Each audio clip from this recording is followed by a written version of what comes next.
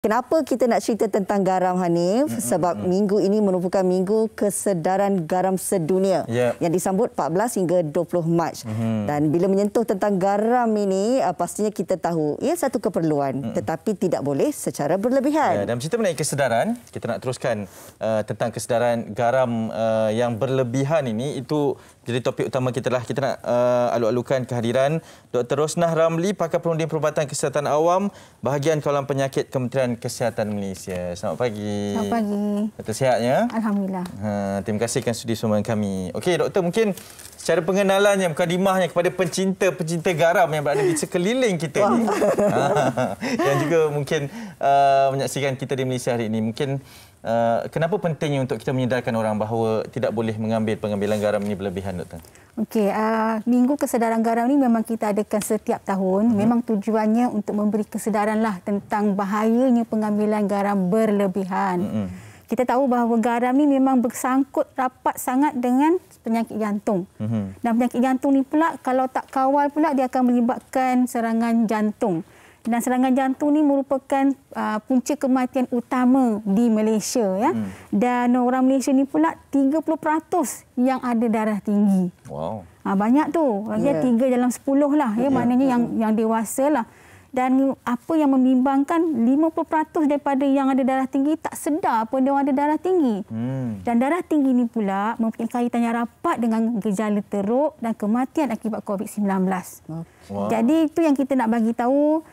Garam tu bahaya kalau diambil secara berlebihan. Jadi dia mendatangkan risiko kesihatan dan boleh menyebabkan kematian dan juga berkait rapat dengan COVID-19. Sekarang ni kita dah nak ke arah peralihan ke fasa peralihan ke endemik.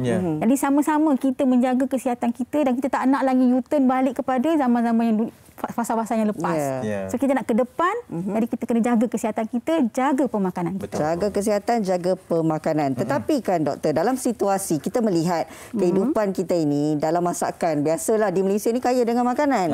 Setiap masakan itu ada perasanya, kena ada manisnya, cukup garamnya. Bila doktor menyentuh kita perlu menjaga kesihatan ini, berapa sebenarnya keperluan garam bagi seseorang individu dewasa? Dan Pertubuhan Kesihatan Sudia mengesyorkan bahawa seorang individu tu dewasa tu kena ambil 1 sudu teh saja sehari. Sehari? Bukan satu hidangan? Bukan. Jangan sebuah satu sudu besar, tidak. Satu sudu teh ataupun 5 gram saja garam dia. 5 gram, satu sudu teh. Jangan lebih-lebih. Tak bagus. Memang garam ni diperlukan sebenarnya dalam tubuh kita untuk otot-otot kita, untuk saraf kita, untuk otak kita jugalah. Betul. Tapi kena dalam kuantiti yang berpada-pada. Tak boleh lebih pada tu. Kalau kurang sangat pun tak okey juga. Betul. Sebab nanti you akan rasa kepeningan, rasa letih-letih. Sebab garam ni penting untuk kita punya kestabilan fungsi tubuh badan. Okey doktor, ini kita nak pergi kepada realiti lah. Ni bab garam, bab makan kan. Kita kan makan kan sarapan ada, makan tengah hari, makan malam, kadang-kadang supper lah. Dan sebagainya lah doktor kan. Portion makan tu satu perkara lah. Okey, macam mana kita nak seimbangkan 5 gram tu doktor dengan setiap sajian tersebut? Tak boleh ke macam orang cakap kita bincang dulu 5 ke 10 gram ke sehari, tak boleh? Mencabar tu doktor. Memang. Itulah kita kena ubah gaya hidup kita lah. Apa yang kita makan. Memang kita ni dah dibesarkan daripada keluarga, daripada kecil dulu kita dah ditrain macam itu. Mak kita masak macam tu. Nenek kita masak macam tu. Jadi kita punya taste bud ni, dia punya dah mula rasa tak ada masin, kita tak suka. Sebab itulah kita ajar daripada awal. Jadi sebenarnya kalau kita nak ikut yang 5 gram sehari tu, daripada jelas satu hari makan, itu sebab kita kata jangan banyakkan masukkan garam dalam pemakanan kita, dan cara kita masak pun juga mempengaruhi total garam yang kita makan. Dan kalau boleh janganlah selalu sangat makan yang canned food atau processed food. Itu sebab dia banyak garam. Dan juga makan makanan yang frozen macam itu pun banyak garam juga. Cara kita masak pun kita kena ubahlah. Kalau mungkin kalau goreng-goreng kita kurangkan, kita banyak rebus, panggang, sebab dia akan menaikkan rasa makan tu, rasa semula jadi. Jadi kena ubah cara masak. Nak ubah tu memang satu cabaran doktor, sebab abang kata kami tadilah ini dah menjadi kebiasaan kita. Cuma bila menyentuh tentang garam ni, kadang-kadang kita tak tahu ada garam tersembunyi. Kita tak ada rasa pun makanan tu rasa masinnya, tetapi masih lagi mengandungi garam. Bagaimana sebenarnya kita nak pastikan dari segi pengambilan kepada makanan yang ada garam tersembunyi ni, doktor? Macam ni, sekarang ni kita tengah mengajar public, memberi education ataupun promotion tentang membaca label. Jadi tengok dekat dalam botol. Kadang-kadang kita punya barang yang kita beli itu kita tak tahu benda tu ada garam ke tidak, sebab rasa dia tak masin. Rasa dia manis, sedap kan. Tapi sebenarnya ada konten sodium. Garam tu ada kandungan kimia dia, natrium dengan klorid. Natrium tu yang sebenarnya yang bahaya tu. Jadi pergi baca label, cari perkataan natrium tu berapa kandungan dia. Kalau tadi garam memang tak adalah dalam label. Dia natrium. Sebab natrium tu adalah komponen dalam garam tu. Komponen dalam garam. Kandungan yang okey tu berapa? Kalau kita baca label tu. Bukan, kita kena tengok, kita kena pilih makanan yang paling rendah. Kalau kita nak beli kicap, carilah jenis jenama yang kandungan sodium dia ataupun natrium dia paling rendah. Jadi sebab kita bila kita masak, kita akan masuk sikit je. Jadi kita kena agak-agaklah. Bila sentuh tentang garam ni, kita tahu ada pelbagai jenis garam. Ada orang juga yang mengatakan bahawa tak payah guna garam biasa, Rina. Kau guna sahaja garam bukit. Ada beza ataupun tidak, doktor? Sebenarnya apa saja garamlah dia. Yang kita kata garam bukit ke, garam laut ke, garam garam macam-macam lah. Garam betul lah. Memang garam tu garamlah dia. Sebab dia punya kandungan sodium, yang culprit tu sodium tu. Yang natrium dia lebih kurang sama je semua garam ni. Beli garam mahal pun tetap garam. Sama garam. Murah pun garam. Garam sihat pun garam jugalah. Garamnya. Makin geram pula kita baca ni.